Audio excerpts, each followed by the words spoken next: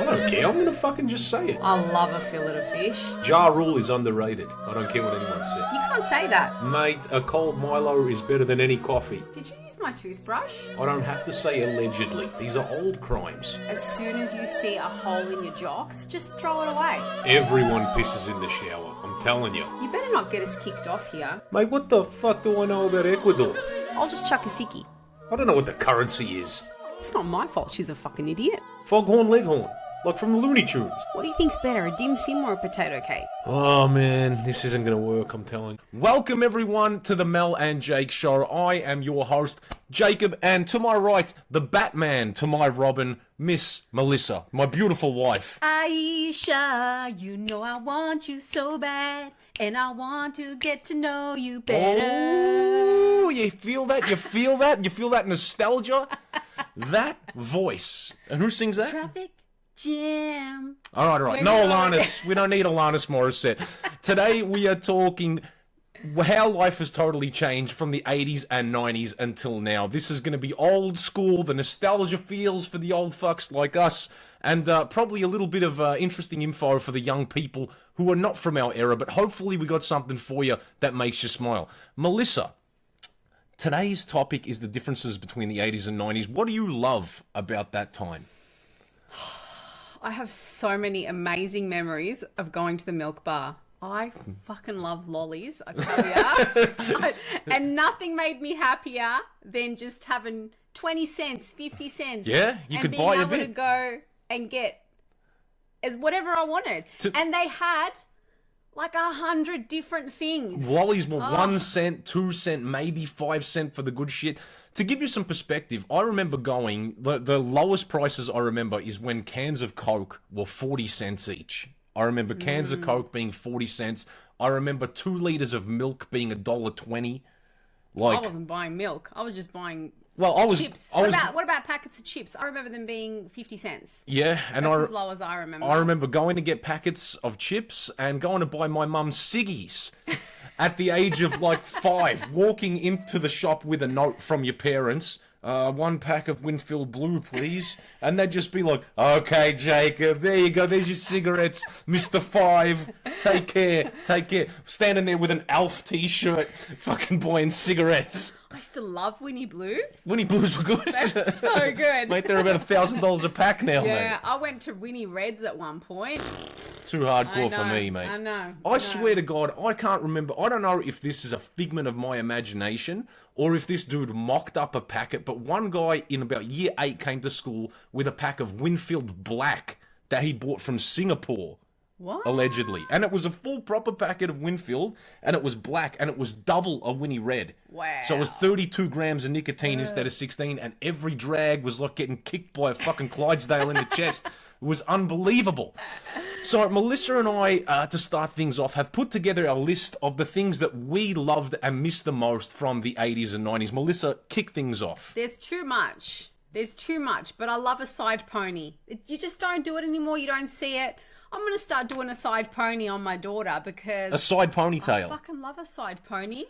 They don't do that anymore? No, it was only like sort of from the 80s, so I grew up with a side pony. Okay. And perms were big, I imagine? Love a perm. They're coming back. Have you ever had a perm? No, I wouldn't do that. Why? I'd love to. I don't have the balls. I haven't cut my hair in like... When have you ever seen me with a new hairstyle? Yeah, she's never been to the hairdressers that I can fucking remember in almost 10 years. Do you reckon I could have a perm?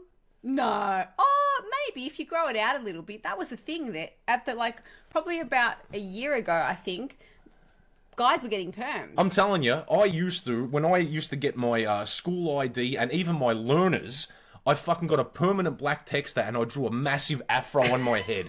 And so, like, when I'd get, interrupted by the police for doing something silly, they'd be like, right, you got ID? And I'm like, yeah. And I'd show them, and they'd start laughing straight away because they'd see I had a little black afro on my thing. It worked perfectly. It was the great icebreaker for police. You know what I miss the most about the fucking 80s and 90s, man? Pride in Australia. Oh, yeah. Man, You don't have no understanding of how prideful people were back then. We fucking loved being Australian back then. Man, when there was an Olympics, a Commonwealth Games, the whole school would be decked out in green and gold. They'd have students writing letters to Olympians. Like, that was like a fucking thing. There also used to be a TV show back in the day called It's a Knockout. You remember that TV show? Oh, It's a Knockout. That's the name of the game. That was the fucking theme song. And it was all Australian states competing against each other for the title of who wins. And man, I used to cheer for Victoria. Fucking, I bled blue. I bled Victorian back then. Sadly, it's all gone, and probably with a little bit of good reason. I fucking hate Victoria now. I hate the politics. I hate the government. We're the most henpecked state. People are just like, oh. But back then, man, it was so fucking different.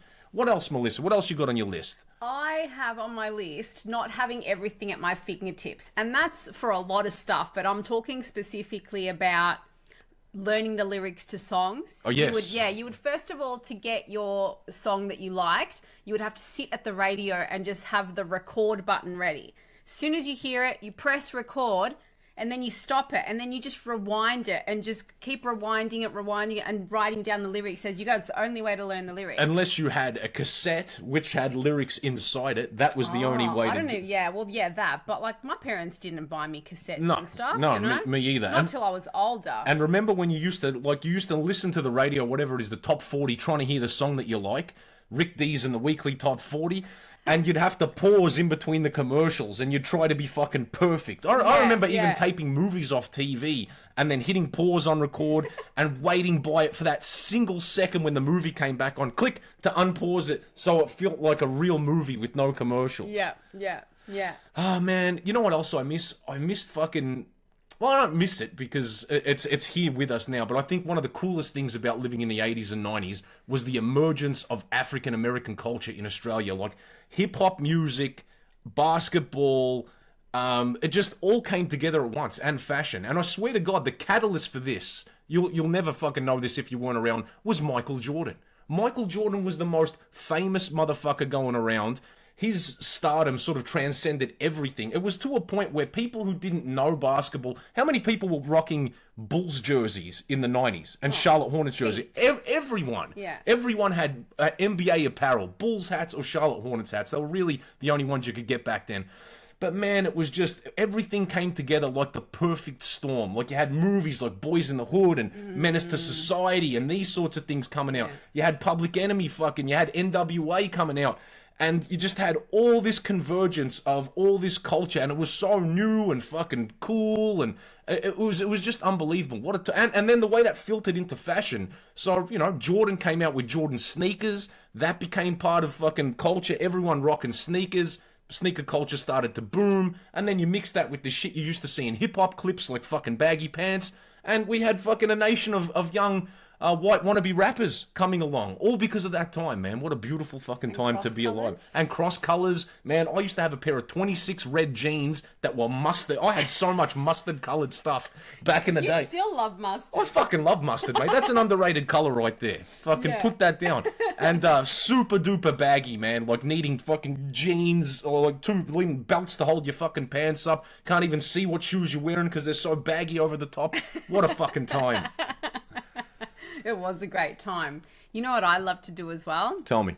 Staying home from school and watching the midday movie. The midday movie. And I know that you can watch... I know that you can probably still do that. Mate, you can watch anything now. Yeah, but back then, you had no choice. At 12 o'clock, you could watch Ready, Steady, Cook. Yep. Or you could watch the midday movie. And there'd be Entertainment Tonight would be on before that. Yeah. And that would let you know what movies are coming out. I remember staying home 2 days in a row. Once I was actually sick, and then I watched Entertainment Tonight, and it said, tomorrow's episode, we're going to be talking about the new Batman movie, and I love Batman so much, I faked the sickie to stay home and learn about the new Batman movie, because that was the only way to do it. But yeah, the midday movie, that was a real gamble. You didn't know what you were getting. You were at home sick. I remember being at home sick once, and this might be in the top 10 days of my life, sitting there, genuinely sick, right? Put the midday movie on, and what was it? Teen Wolf. Teen Wolf with Michael J. Fox. My fucking mind was blown. Yeah! I was fucking thrilled. I've never been so happy. You never seen someone so happy to have appendicitis and to have to go to the hospital in the end. But what a day. What a day. That's amazing. You know what? One more thing that I really loved as well What's that? was, I don't know if they still do it now, but making up dances. So well into my teens, like I remember being 15, 16, 17, Yep. and me and my friends, we would just make up dances. I remember we did one for... Mate, you were doing TikTok before TikTok was around, basically. No, well, not real. Well, yeah, those dances, but Yeah. that was just like classic teenage girl. And what sort of dances were they? Were they like that sort of stuff? Yeah, pretty much. Just like, none of us were dancers. But so were we you just getting made it up off the whatever. film clips and stuff that you were watching? Were you taking pieces of that? Well, I used to watch heaps of video clips as well, so I would remember them all and just try to do them and try to teach them. But they were just shit. Like, I can't dance proper. Mate, you can't dance. You I are... can't dance proper. I can't dance proper. I can two-step. You're a seductress. I've seen you dance. You should see her out there with her fucking hips moving and that. Very, very sexy. Fuck off. I do not. Yes, you do. Anyway, continuing. Music, man. Music. The 80s and 90s music was... It was just amazing. Like, so... Music was at a stage back then in the 80s and 90s where music came first and image came second, right? You had to be so fucking talented to be a top musician back then. Think about it. Michael Jackson, Madonna, Prince, all these sorts of people, right? Their music stood tall, and however they looked or whatever they do became fashion and style. And then sort of in the mid-90s or whenever like the Spice Girls and shit came out and boy bands really started to peak, that's kind of where it switched. And it went from, we'll find a bunch of kids, good-looking young kids, we'll style them up, and then we'll make music for it. But before, the music used to set the culture with how you looked if you were a talented musician. And then when you got to the 90s, man, you look at it. So we had all those killer pop stars. Then you had the golden age of rap. Tupac, Biggie, fucking Naughty by Nature, Big L, all these fucking mad hip-hop artists all coming together, and this was just like the peak of lyricism, and it was cooler back then to be a drug dealer than a drug addict. That was one thing that I definitely remember about hip-hop. And then you had metal. Fucking metal was kind of dying a little bit at that point, but then Pantera came through with that groove metal, my favorite band of all time, and fucking flew the flag for heavy metal. And then you had offshoots of that shit. You had grunge. Grunge was invented in the 90s. You had Nirvana. You had Pearl Jam. You had fucking Alice in Chains. Bands, man. What fucking music came out of that generation? What a time to be alive. And the last and most important thing that I think was really a lot better back in the day was pornography.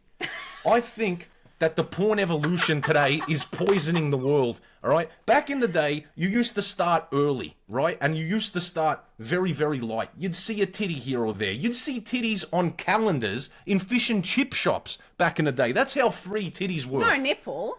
Yes, nipple. I didn't have nipple. Mate, you should have We gone just had the Chico, Yeah, but that was like a sexy looking woman, mate. At the fish and chip shop on Theodore Street in St Albans, you had calendars just with tits, full fucking tits, and some with side muff. You couldn't see the muff, but you could see bits of hair. It was like yours, and that's how you used to start back in the day. And then you'd progress. You'd see People magazines. Remember People magazine? Yeah. Yeah, People magazine was like a really bottom of the barrel porno. It was like a FHM, like a guy's magazine, with a bit of titties here and there, and used to have a section for homegirls. I was just going to say that, and these would be chicks that send in their own pictures. This was the first amateur porn, and it was still low-key. It wasn't like people spreading their shit out or anything like that. And then you'd sort of progress to, like, Playboys and then Hustler when, things were fucking wide open and on display. And then you got into the movies. Then you found your dad's fucking porn stash or your mate's dad's porn stash, and you started seeing real porn. Nowadays, kids can just jump online and see cum-drinking sluts in 2 seconds. You know how bad that's got to be to see that shit right off the bat? You need the progression. And whenever I log on, right, it always comes up with, I've told you this, yeah? It's like step mum and stepdaughter. I've always wanted to fucking talk about this. And you know what's happened as well is that you'll be like scrolling and you'll see a fucking like gay sex just right there on your like home screen. Yeah, they'll feed it in there just to try. You just see like, and it's like you kind of do like a double take with your eyes because it's like, wait a minute. That doesn't seem odd. And then there's a penis and there's two penises. And then there's going in the hole, and I'm just like, man, I remember once I was looking through porn and I clicked on thing. There was two hot chicks and about fucking I had been out, so I was half pissed and I was jerking off, and I noticed that there was another cock, and I'm like, this is a fucking tranny. One of these is a tranny. And I'm sitting there wanking, I'm thinking, oh my God, and I was about to turn it off, and then I thought to myself, you know what? I watch normal pornography, right? And it's a man with a woman. This is basically a half man woman with a woman. It's just like a dude, but with tits. Continue. Yeah, I finished it off. I finished it off. Not my proudest wank, but I finished it off. And then later I may have done some, a little bit of reflection. But anyway, that's how things went back then. Ladies and gentlemen, Oh my goodness. today is going to be a ripping episode. The 80s and 90s, bringing the nostalgia back. Get ready for my first story, Jake's Stories, number 1.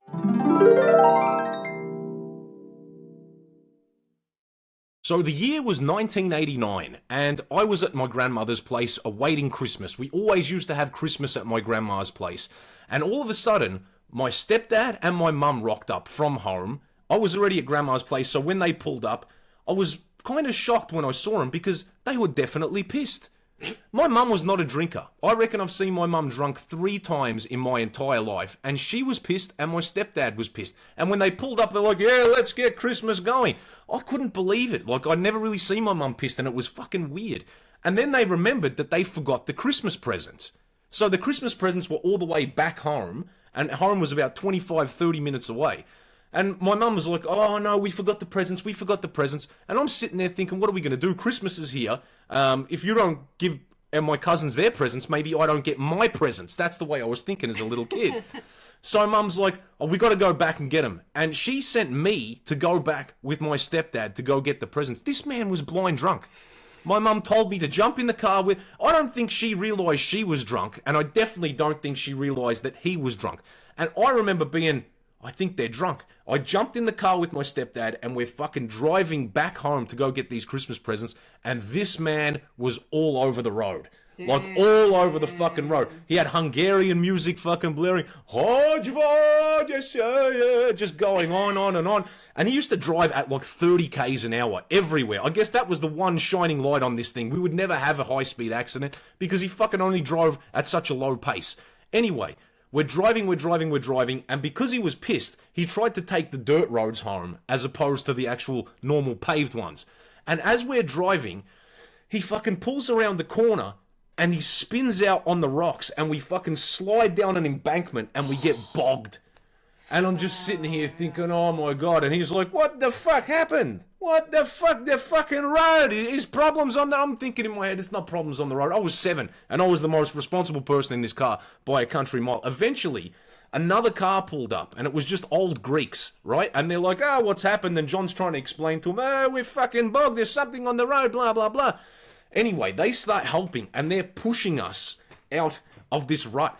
And as they're pushing us, heaving back and forth, my stepdad hit the accelerator, the fucking wheel span, and it flicked up a rock the size of 3 50-cent pieces together, a jagged rock, and it bounced off this old Greek guy's head and cut him. And he goes, yeah, fuck malaka. And he had blood on his hands and everything. Shit. And then John's like, hop in. And I'm hopping in, and this old Greek guy's going off, and we just took off. And about fucking 5 minutes down the road, we ran over someone's cat.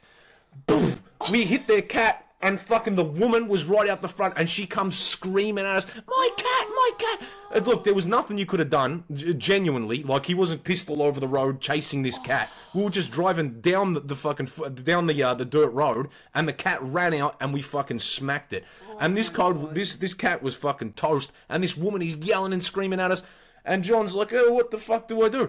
So he goes to take off and she's like, where are you going? Where do you think you're going? You killed my cat at Christmas. Blah, blah, blah. You got to take us to the vet. And then John goes, all right. We're going to go to the vet. Hold on a second. Let me turn around. And then we just took off. We went home. We got the Christmas presents. And I think out of all that commotion, by the time we got home to get the presents, he was sober as a judge. He'd hurt an old Greek man with a rock. He'd killed a cat. And, we actually got home with the Christmas presents. And all was well. And that was living in 1989. I am horrified at that story. Oh, mate, that's that's how it all went. That's how it went. That is horrible. Yeah, but you know what else is crazy, man? Like, John, he grew up in Hungary, and he grew up on farms. So for him, animals were like usage. Yeah, you know what I mean? So he wasn't sentimental about animals. Yeah. He loved his dogs. We used to breed dogs. We used to breed pit bulls back in the day. We had, at one stage, no joke, I had a school report in like grade 3 talking about pets. We had 26 or 27 dogs in my house, and I reckon 15 of them were pitties. Wow. We used to go rabbit hunting all the time, all that sort of stuff. And we had one dog that got out, and this is going to be brutal. You're not going to want to hear this. Oh, don't tell it then. You sure? Yeah. I'm sure they want to know now because I've said it. Yeah, but it's gonna be brutal. Yeah, but probably no one wants to hear it. Look, it happened. It's the truth. And anyway, I'm going to tell it. All right. So one of our dogs got hit by a car on the highway, and this thing was moaning. You could hear it. It was really, really sore, and it was really, really hurt, and it was going to fucking die. And I went and told John, hey, because our dog's name was Sam. And we're like, Sam got hit by a car, Sam got hit by a car. One of my mates seen it, and he's over there on the side of the highway moaning. And it was dark by this time. It was like, it was just sort of hitting dusk when it happened. So it was dark by the time we got there. And I come back with John, and he's like, I'm going to go and I'm going to fucking help it. And he walked across the road, and I'm standing, like, he walked across the highway, and I'm standing on the other side of the highway with my mate. And I'm like, fuck, what's he going to do? Is he going to scoop it up? He's like, mate, he's going to kill that dog. He's going to kill it. And I'm like, how's he going to kill it? And he goes, you didn't see what he had in his hand? He had a hammer in his hand. And I'm like, a hammer? And I'm hearing the dog moan, and then I just hear, and then that was it. Mate, you could hear the crack over the highway. And then that was it. And then, he carried it out. He carried it out. That's how it was sort of done back in the day. I realise that's brutally harsh, but if you're an old wog from the farms of Hungary and you grew up slaughtering animals, that's how it was. And he loved that dog. He loved that dog with a passion, but that was him putting it down. This is not even a story from the 80s. This could happen tomorrow. This could happen tomorrow, but this was, I think, this typified sort of the attitude, just like, hey, we got to get it done, you know? But enough positive stories, ladies and gentlemen. Let's hear some of your stories from the 80s and 90s. Melissa, please hit us up with stories from the DMs.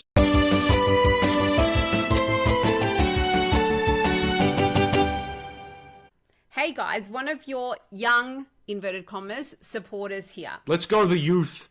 I always get shocked that young people listen to us because we do hear it a little bit, yeah? Yeah, it's crazy, man. I was at a shopping centre last weekend, and look, this young teenage girl, look, she was about 16, come up to me. She goes, are you from TikTok? You that guy? And I'm like, yeah.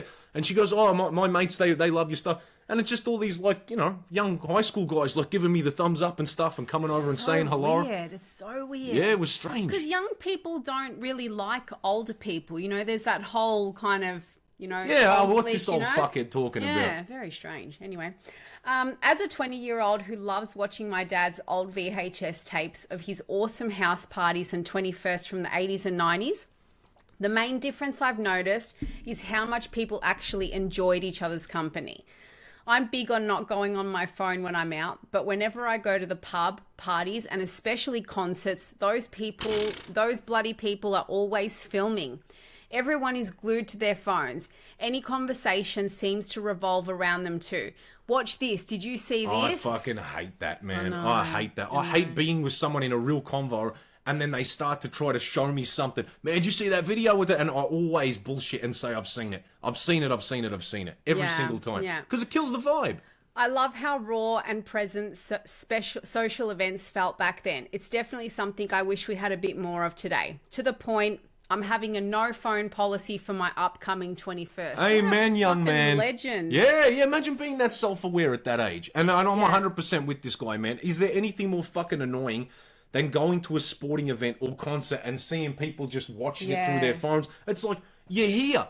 Breathe it in. You're in a moment. You're supposed to be in the moment, not filming the moment. Yeah, it's so weird. I was watching the Volk fight on Sunday. The UFC, yep. And that actually shocked me. He walked out. He walked out to the land, you know, the song, I'm from a land down under. epic because Epic. obviously it was in Australia and everyone just went off. And Yeah, the whole crowd singing. I had tears in my eyes. Like, I know I cried everything, but I had like Mate, I get goosebumps yeah. from that shit 100%. Anyway, and the big thing that I saw was that everyone was just like, every fucking person. I was just watching. I'm like, is anyone without a phone? And everyone's just. I'm like, man, you gotta be in those moments to remember them, and to enjoy it, take it in. What people always say in response to that is, oh man, well, I'm saving the memory. I'm keeping, and it's just like, dude, everything out there is filmed in 4K, and it's way better than the fucking grainy shit footage you've got from the nosebleed section.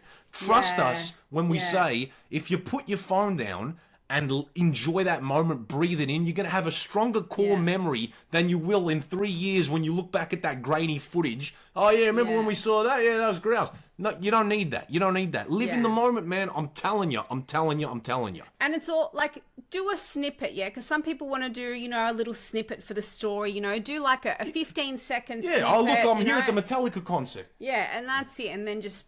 yeah, keep it for your, like, just take it in. Keep it for your memory. All right, next story. Story number 2. Hey guys, you are funny as fuck and make me laugh all the time. Thank you, good sir. Things from the 80s and 90s you definitely can't do anymore. My mate's dad was a tow truck driver. On Tuesday nights, he used to pick my mate and me up from Cub Scouts when we were about 10. As a standard practice, we'd ride home in the back of the tow truck, holding onto the supports in the tray. Can you imagine seeing that right now? Imagine going outside now and seeing a tow truck drive past with 2 10-year-olds standing on the back of the tray just holding on. Yeah, crazy. This went on back then, right? One night, he got a call on the scanner about an accident nearby and made a small diversion. We arrived at a fatal crash scene. It was quite graphic, so I'll save the details. He drove off pretty quickly, but the damage was done. What we saw that night became sleepover stories and school gross-outs for a couple of years. Good God. Imagine taking a bunch of 10-year-olds to see some corpses on the road. Some dead bodies. Yeah. There was just not much of an understanding from our parents to understand that, they didn't understand trauma. No.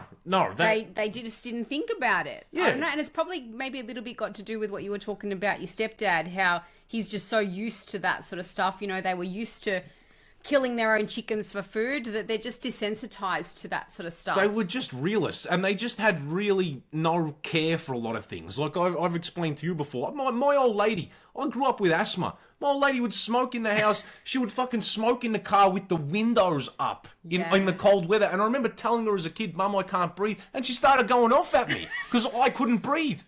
These were the times. Do you want to read this one? I'll read this one. Story number 3, guys. I was a bit of a shit as a kid. Parents hover over their kids nowadays, but back in the late 80s, it was very different. It definitely was. I remember Dad and his mate taking me and my mate to the Rugby League Grand Final in Sydney. Parramatta were in the final. We were about 13 at the time, and at the start of the night, he gave us $50. Fuck, $50 in the 1980s for kids, Crazy. Man. Jesus Christ. That's like giving your kids $1,000. Yeah, a packet of ciggies was $3. $6-8. $3 in the 80s. Like, in the 80s. Yeah, I'm talking about the crazy, 90s. Yeah. crazy. And he gave us $50 and told us to meet him at the end of the game while he went off to the bar area with his mate. That was fine. We had fun running amok, feeling cashed up. After the game, we drove to the casino where Dad left us in the car and went inside with his mate.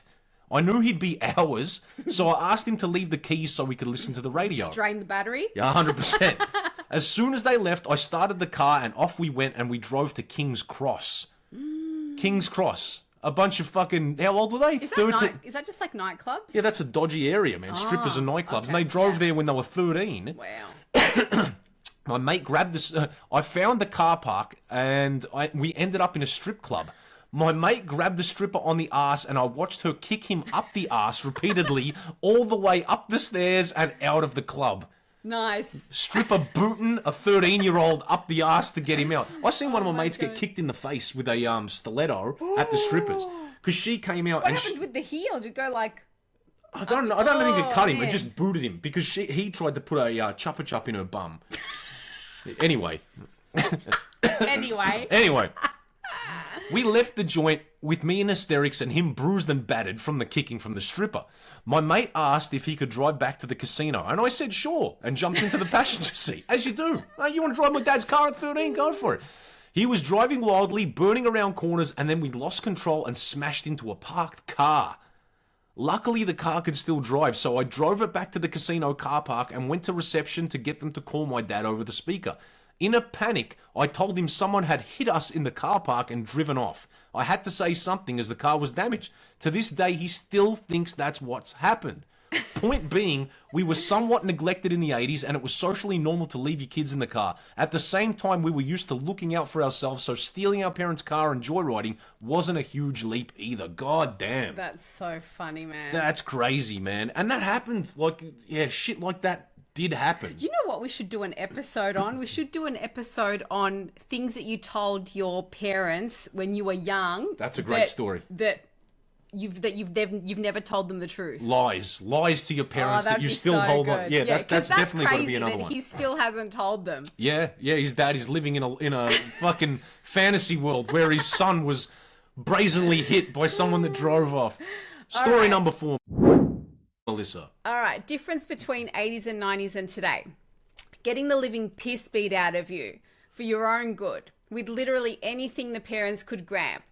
A branch from a tree, a belt, a wooden spoon. Shit, man, I got belted with my own shoe after it fell off from the beating that I was already getting. Man, imagine getting your ass kicked so bad your shoe comes off and then your mum incorporates that into the ass kicking. I remember, because I used to get in a fair bit of trouble when I was young. And Bad girl. Over one weekend, I got in trouble from sneaking out of my window. Yep. You got busted by footprints on the windowsill. Footprints, yeah. I got and I snuck out and went to a party, and then I got pissed at the school formal. This is in year 7. Damn. And then I got in trouble by the cops as well. The cops called my house and told me I had to go to the cop shop. That's not good. Anyway, this all happened in one weekend, and I remember sitting on just a one-seater couch and looking up and just going like this, and my parents just fucking Donkey Konging you. Yeah, wailing on me.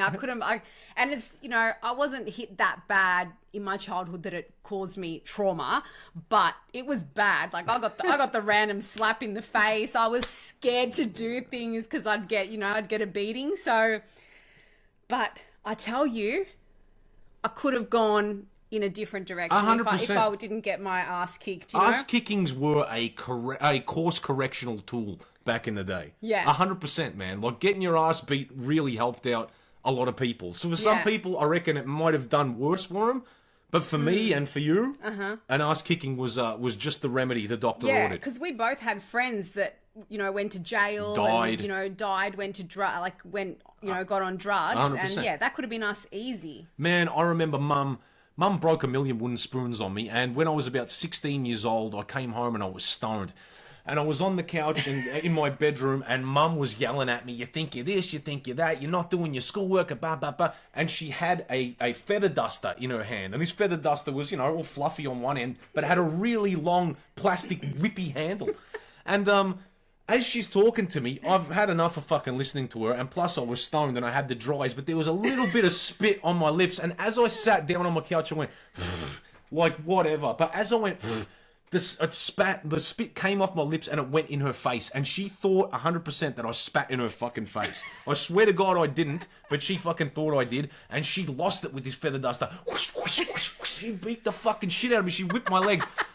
It obviously wasn't nice, but I was 16, so it didn't hurt that bad, right? And then, but she finished. When she finished, she walked off like, and she said something, and she turned to leave, and my bedroom door was open, and the edge of the door, like with the lock on it, was pointing right here, and she turned and she was like, da, boom, and she fucking smacked her fucking face straight on it and hard because she went to leave abruptly. She walked face first into that door super hard, and when it hit, she went like that. She came back, and my mum could have like heard her, but I was also angry, so I just kind of went, whoa, like I didn't want to laugh, and Mum saw me do that, and then she lost it again and started whipping the fucking shit out of me.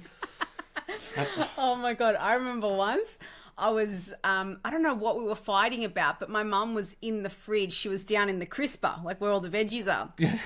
And we were that's classic your mum. If I had to picture your mum right now, she's in a crisper grabbing vegetables. Anyway, we were arguing about something, and I was like, you fucking bitch. and she fucking grabbed a lettuce and just fucking piffed it at me. And I ran out the door, and we used to have like kind of like a long driveway, and I'm like fucking running because we lived on a main road, and then I just like get like yanked back from my ponytail. Was it a side ponytail? No, this is the 90s. So she grabbed your reins like a horse. Yeah, pretty much. Yeah. Oh man, that was bad. I don't think I ever that was like the one and only time I've ever sworn at my mum. Damn. Yeah, and you know, my mum is like she's poker face, yeah? Doesn't have the highs or the lows, If you she know? was a character from a movie from the 80s and 90s, she would be the Iceman. No. From She's fucking... beautiful. She's beautiful. She's warm, but she doesn't like... I remember growing up, she didn't show me like a lot of emotion, you know? She was always just reliable and stable, Yep. you know? Just a nice mum. And... but that was the one time I saw her just go off at me. Rage. Yeah, Rage in the eyes. I've never seen that before. Folks, thank you for your DMs. Next up, Melissa's playbook, differences between the 80s and 90s and now, and we're going to debate whether these differences are better or worse for society. Please join us.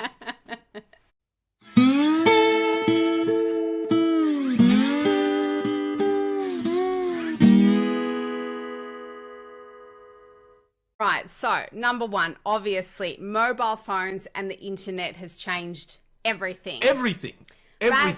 Back then, you could disappear. No one could track you, text you, or check if you'd seen a message. Ugh. Now, everyone's reachable 24/7, location aware, and permanently online. Privacy was the default, and now it's just an option.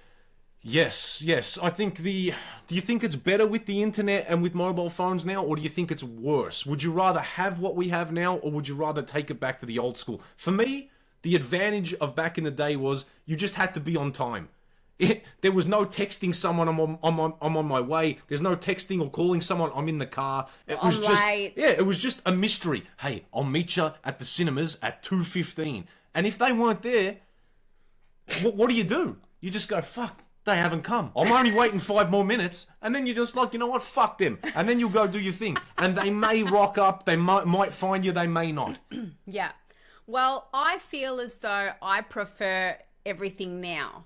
But I'm a super private person, though, and I am not. I love social media, and I'm on my phone a lot. Yep. But if people message me or call me, I'm just like... yeah, I'll reply later. And then sometimes you'll just never hear from me. So I am totally... You're for it. I'm able to disappear. Okay. You know? Yeah, I'm with you. I think I prefer mobile phones and the internet. I think there's obviously bad things with them, but I think the good outweighs the bad. Like if my daughter goes somewhere when she's a bit older, I would definitely rather be able to call and text her and to her tell me, hey, I'm on the bus, or hey, I'm here, than just be sitting there going, oh my God, what the fuck's happening? Or have a location tracker. Oh, yeah, 100%. Or me just being in the back of the bus going, there they are. There they are. All right. From private opinions to public activism. In the 80s and 90s, most opinions stayed at the pub, the dinner table, or in your head. Now, everyone has a platform, a cause, and a stance. Silence is often seen as complicity. Is that a word? Yeah, complicit. Yeah. And not having an opinion is considered suspicious. And having an opinion is considered suspicious. 100% prefer back in the day. I liked it when people kept their opinions to themselves because that allowed people to get on as human beings. Yeah, you're looking at... because now I feel like people judge you based on what you believe, and it shouldn't be that way. No. Like, I just don't understand that, man. Like, look at the fucking person, you know? Who cares what they believe in, I don't care what religion you are, what politics you prefer. No. But yeah, now people are just activists, and it's fucking crazy. Like, we've talked about this a billion times. Like, there's levels to this stuff. There are people that, that nowadays that still keep it under wraps, but there's a fucking large and growing proportion of people who have made their views on whatever cause the entirety of their personality, of their persona, of who they are. Like, everything they do is based around it. And when you go to extremes, either one extreme or the other, but especially extremes with activism, you start getting so far to the fucking edge that it almost ends up having the fucking opposite effect. And it kind of tricks the average person as well, because you think to yourself, man, like they're so crazy, you know, they're this, but it's only because it's like that small portion of people that are extreme. Yeah. But the majority of people, like, they're just like, you know, they got their opinions, but they're not, they're cool. But I guess the other thing is, it only takes a few extremists to fuck something up. That's what I'm saying. Like, it's like a trick, yeah? You think, like, man, everything's so fucking woke, blah, blah, blah. But it's just like a bunch of crazy people that are being really opinionated online. Like, there was that are just making you believe that this is the way everyone's thinking. But the majority of people don't think that way. The majority of people are sort of in the middle and don't really know what's going on. Yeah, agreed. But like, I just remember seeing the other day, there was some Pauline Hanson movie playing at the cinemas. I saw that. And it was at Crown Casino, and there was like a group of like maybe 10 people just in like screaming at people in line and fucking with kazoos, bam, quack, quack, like fucking duck whistles. And it's just like, man, fuck off and leave people be. I miss the days when the only protest you would see are those people outside an abortion clinic that were just trying to stop you. That was it. Yeah, they used to annoy me because I used to frequent abortion clinics back in the day. It was a place for me to clean up my mistakes and meet other loose women that didn't mind fucking. All right, next one. We said we were going to try and get through this quickly. But anyway, all right. Scrolling addiction and information overload. We used to wait for information. Now it never stops. Endless feeds, breaking news, outrage cycles, and hot takes have taken boredom into anxiety. The brain was never meant to consume this much, this fast, all day. 100% agree, and I prefer back in the day. Well, look, it is a double-edged sword, but there's only so much you can do. Like, being informed is awesome. You can be super informed and know what the fuck is actually going on, but all that really does is give you anxiety and make you angry. Because when you pull back the curtain on everything that happens with government and fucking big business and everything, it's all fucking crooked. And I don't care which side of the political aisle you're on for this, it's fucking crooked on both sides. 100%. And if you sit there reading it, staying up to date with this shit, it fucking drives you mad. But back in the day, you had 5 o'clock news that was on for 30 minutes, or you had the paper. And most people wouldn't do both. So they'd probably take in 20 minutes, 15 minutes of information, and then we have sport, and then weather. And then that was it. That was it. So good. I agree. I think it's too much. It's just... And you think journalists are all like, there's so much competition in the world of people writing, like just the average person. Well, people are trying to outdo each other. That's right, and they're doing like the most outrageous takes or the most outrageous stories to try and get those clicks, and it's just no good. And whatever you're looking at, I could say, you know, like.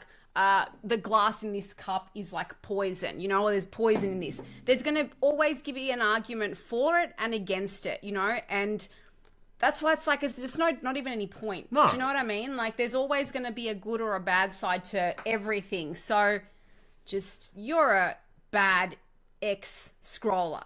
Yes. Yeah, so you need to...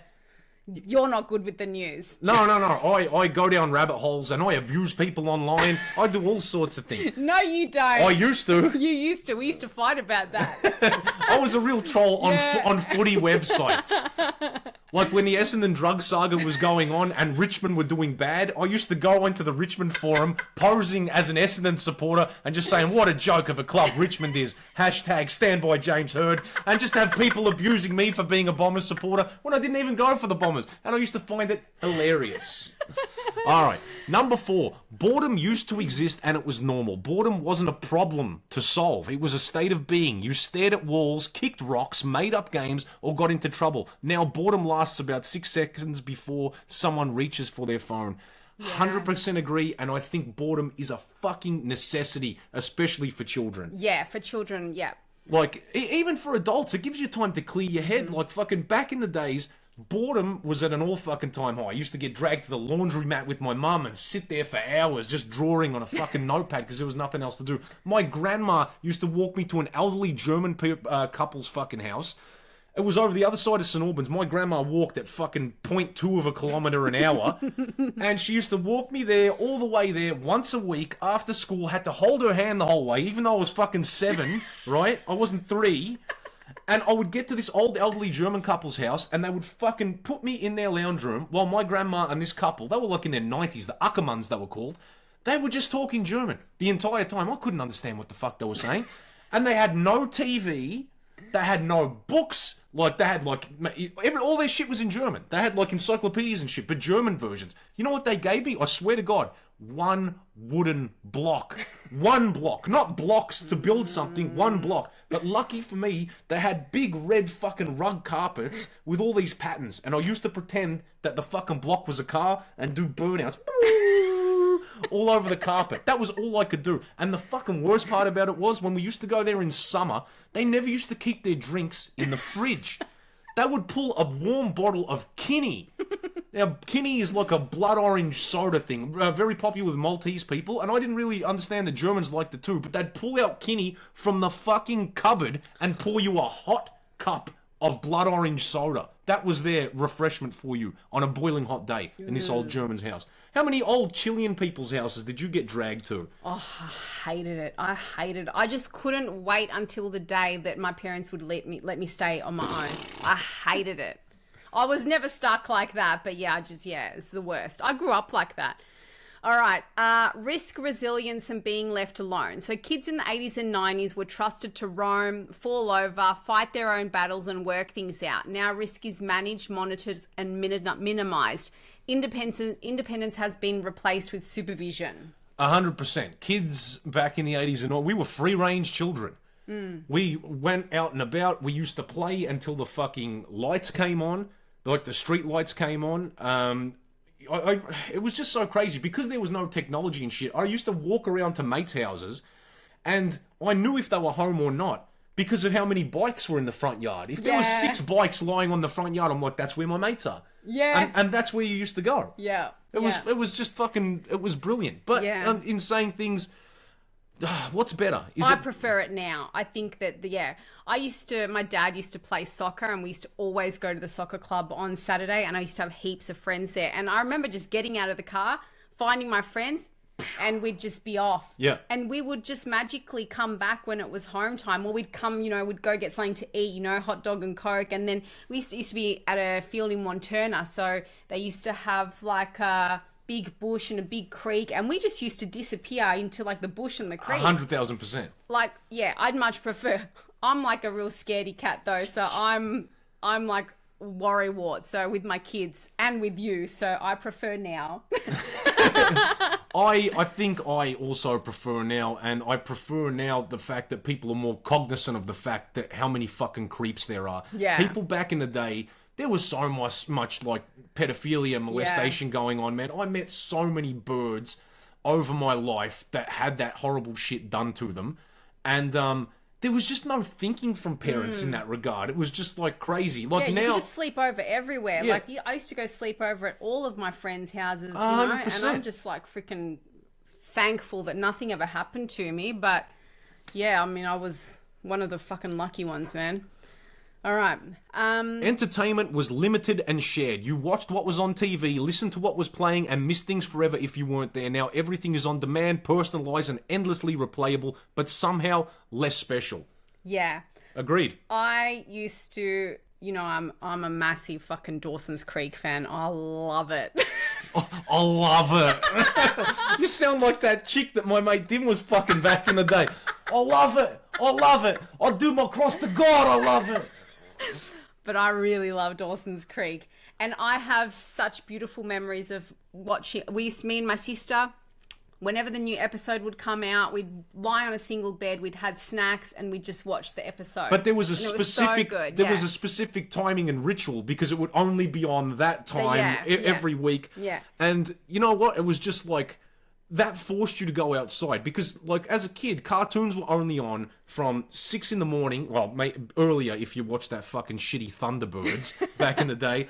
But it was like 6 in the morning till like 8:30, and then you had to go to school. You'd watch Agro's Cartoon Connection, you'd watch He-Man, you'd watch the Thundercats, you'd watch the Smurfs, you'd watch Samurai Pizza Cats, and then you'd go to Cheese TV a little bit later and watch some other stuff. And then when you got home from school, if on the odd chance that you weren't out running amok with your mates, you'd come home, you'd watch the Ninja Turtles, you'd watch What's Up Doc, and then you'd hear the fucking... Adventures of Teabag. Yeah, that was on Channel 2. And then you'd hear the horrendous theme music from MASH, and then you know it was game over. The news would come on, and that was it. Yeah. What was I going to say? I was going to say something to you, and I totally forgot. All right, next one. Number 8. We already spoke about this news. News was slower and more trusted. Yes, agreed. I think that feeds into the thing that we were talking about before about the intake of information. Yeah. But yes, news was definitely more trusted because you didn't have all these alternative fucking sources of news. Now, I know that gets a bad rap from some people. Oh, you watch different news, do you? Like you're some crazy fucking person. It's just like, no. Not everything the government tells you is 100% legit. And in order to find any sort of semblance of truth, because everything's so politicized, you kind of got to lean one way and watch news from one perspective, maybe the left perspective, and then the right perspective, and kind of put your fucking thoughts together and try to figure out what was going on. But it was definitely more trusted back in the day. All right, number 9. Mistakes didn't live forever. There was no digital footprint. You could be an idiot on Friday night and start fresh Monday morning. Now everything is documented, archived, and resurfaces years later. Yeah, imagine the shame of being bashed is one thing, but imagine being bashed and having people film it. And then imagine being a parent and then seeing your child being bashed, like trending on the internet. Yeah. Like, that's Horrific. fucking horrendous, and that's definitely something that fucking sucks nowadays. I can't imagine the pressure on these young kids in that regard. This is getting really depressing now. Okay. Waiting was part of life. Waiting for calls, Yeah. letters, photos to be developed, shows to air, patience was trained into people. Now waiting feels like a failure of technology. Mm-hmm. Yeah, the whole 80s and 90s was waiting around.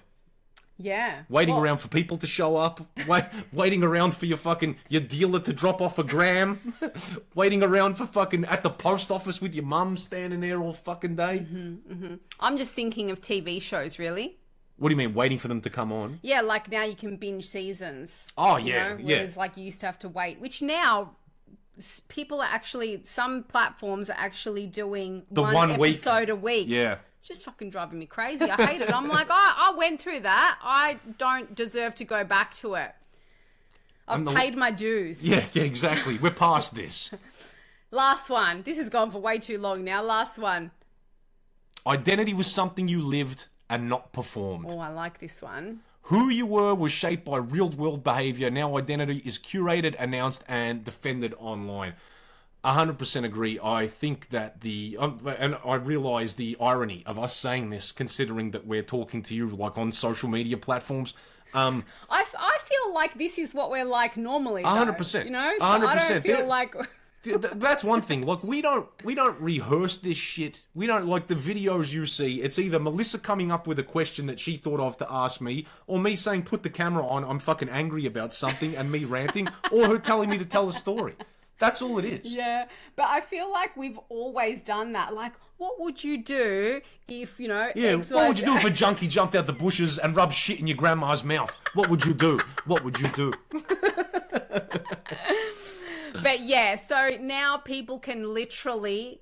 They can curate their lives on social media. They can create a persona. an avatar, Yeah, an strange, alternative reality. Yeah. And you know what's crazy? I know a couple people who are big online. I know people who are big online, like mates of mine, who've done well for themselves, and they're just the person they are. And when I see them online, I'm just like, oh yeah, that's him just, spruiking his business or whatever. That's them doing that. But there's also other people that I've come across in my life who they're so fucking involved in what their online persona looks like. And when you see them in real life, they're a fucking mess because they're obsessed with that and how that looks. And that's fucking just sad. Yeah. It's just sad. Yeah, it is. All right. Enough of that good times. I'm sorry. I just kind of glanced at prank calls. I was like, oh, I loved used to doing prank calls. Remember like an answering machine and like recording your answering machine? 100%. And was it like *10#? What was *10#? Wasn't that when you got to see who had called, who had last called you? Yeah, maybe. Or something like that? I can't remember. So if you got like a prank call, you could do like *10#. Oh, that's and right. That's right. Tell you who it was. Well, So Melissa good. just gave away my next story, but Jacob's story number 2 is about prank calls. So please gather your thoughts and sit around the campfire for yet another story time with Jake.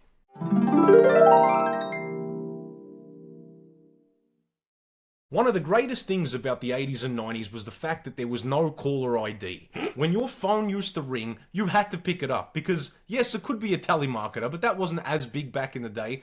It could also be the job opportunity of the lifetime. It could be the love of your life. It could be an emergency. So you had to pick the fucking phone up.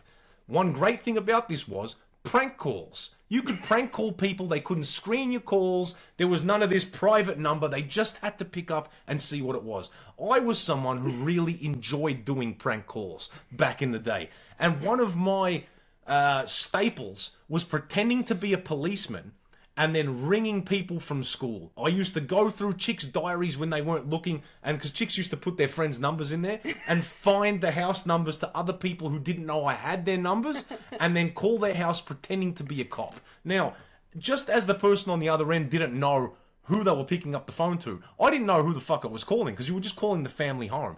So my favorite thing was when I used to call someone's family home, and their parent would pick up. And I would pretend to be a cop and tell them that their son or daughter was involved in an incident. Not like a death or anything. I'd always make it a crime and get them in trouble with their parents. That is what I used to do. And I'll never forget, there was one chick that I used to go to school with. Her name was Norelle. She was a very lovely person. I called her house back in the day, and this is something what it sounded like, you know. Bring, bring, bring, bring. And it was like she was Maltese. Her old man picked up. Hello? And I'm just like, hello there, sir. Is this Mr. Couchy? Yes, that's me. Yes, my name is Constable Marsden from the Killdowns Police Station, and just getting in contact with you to inform you that I believe it is your daughter. She has been involved in an incident. We have caught her actually engaging in theft at a local shop. She was stealing makeup. Fucking Madonna, what you talking? Where'd you see this? We actually come across this at Killdowns Plaza. And yeah, she was with a group of other girls. And then I started naming girls who also went to school as well. And that really clicked with him. And I just kept going with this story and building it and building it. And you could hear the anger in him building. And then I hung up.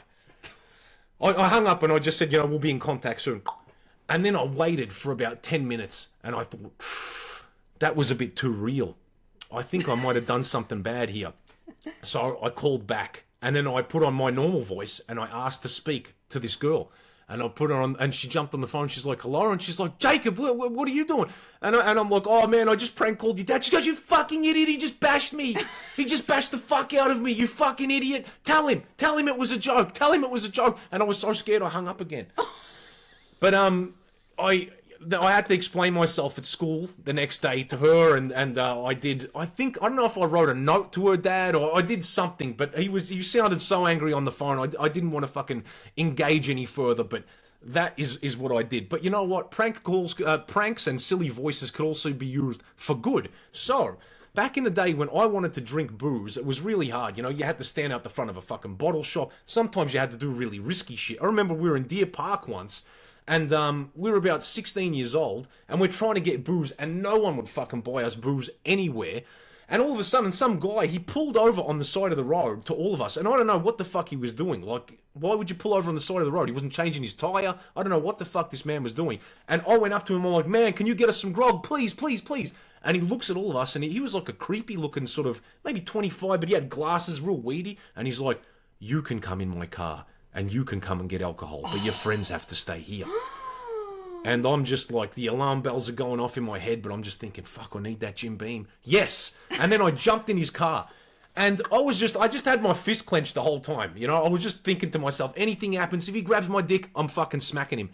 He probably would have bashed me, you know, but I just had that false fucking confidence. And it all just went to plan. He took me to the bottle shop, I bought my fucking grog, and he dropped me off. It was, yeah.